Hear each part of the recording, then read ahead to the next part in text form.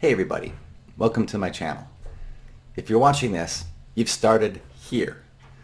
If you haven't done it already, be sure to subscribe. And if you want to get an update, please be sure to hit the bell. That'll give you a heads up that something's been put on the channel. Now, initially, the whole project here on YouTube started with me putting together videos that I would use in between session with my patients. So basically they would come in, whatever would happen would happen. We would kind of, how it basically works is I listen to what's going on, we go with the flow. I typically like to track things that I'm working on with my patients. And if a good metaphor, if a good tool, if a good opportunity for a tool or a topic or a skill came up in session that I would introduce to them, I would go ahead and do so.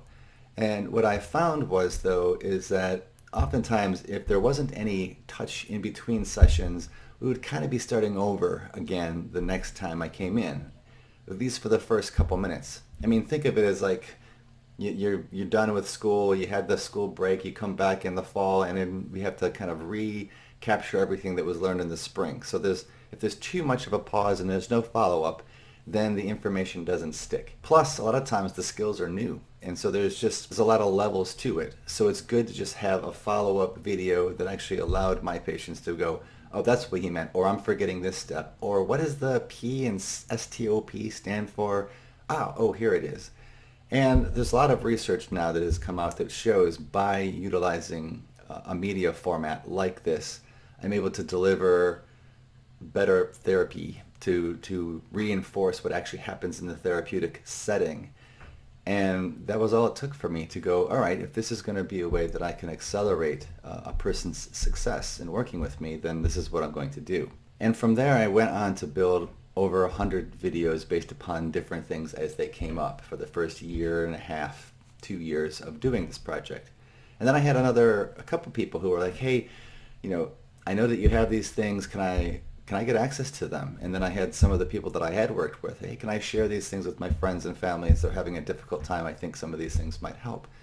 So I was like, yeah, absolutely. I think that that's a fantastic idea. The more I can only see 25 to a maximum of 35 people per week, and I can't do that for very long. So I typically like to stay between 18 and 23 people per week. That's not a lot.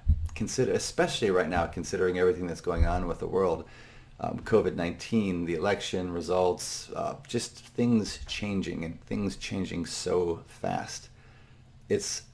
I often had one of the most difficult components of being a therapist is knowing that I can't get to everybody. But what's really cool about media is that I can get out in front of a lot more people, and I can, I've written a book to also get out to a lot more people. It's really not about, I do enough to make a living as a therapist. It's really more so about how can I sleep better at night. One of the underlying emphasis, though, is that all of these projects, everything that I do is basically trying to make the world a little bit better than I found it. I utilize this all the time for myself, trying to make myself 1% better tomorrow than I am today. And that actually applies to how I interact with the world. How can I make this place, this world, a little bit better tomorrow than I found it today? And I found that doing these videos definitely seems to be, I get a lot of good, positive feedback from those that I've worked with, from people in the community who really are happy to know that there's at least a resource out there, somebody that they know, somebody that they've worked with before, somebody that they trust. And I'm pretty scrupulous. I like to actually have the science behind what it is that I'm doing here. So I hope that you'll begin to trust that too. So just keep that in mind as you move through all of these things. If you're going through and something doesn't quite make sense, something wasn't delivered quite well, if you have a question and I haven't addressed it yet, I'm all ears. All you need to do is just send me a communication. You can do that through the YouTube channel, or you can just go to my name, toddschmenk.com, and you can send me a message right there, and I will do my best to take those questions and put them into a pile and make sure that they get out in video form one way or the other. Sometimes what I do is I save those so that when I'm actually sitting down with another therapist or another helping professional, I'll throw the questions out there and we'll answer them together. So therefore you can get different perspectives on that same question. So just keep an eye out. I'm going to have one of the lines below will be interviews with other clinicians, so keep an eye out for that. A lot of the main focuses that I work on in my practice is in dealing with anxiety and anxiety related to chronic health illnesses. So COVID-19, cancer, there's a lot of things that just go with dealing with the unknown, and specifically when it comes to chronic illness, chronic health problems. That is a good portion of the people that I work with. I also do quite a bit of work with couples and couples therapy. And I will put some of that is here on this site, and I will make sure that I add more to that later on. But right now, in the midst of the whole COVID-19 and being asked to stay indoors and to isolate, anxiety is pretty much just running the show right now, so that's what it's going to end up being. As for the topics, I am an ACT therapist, and I utilize integral psychotherapy or integral theory is kind of interwoven in what I do. So that breaks down into like 6 main categories that I like to focus heavily on, with values work being probably one of the most important components. Diffusion skills or cognitive diffusion, like being able to pull away and actually see how the mind is actually working, be able to pull away in those moments when you're feeling overwhelmed by the mind, by the emotions, by physical sensations.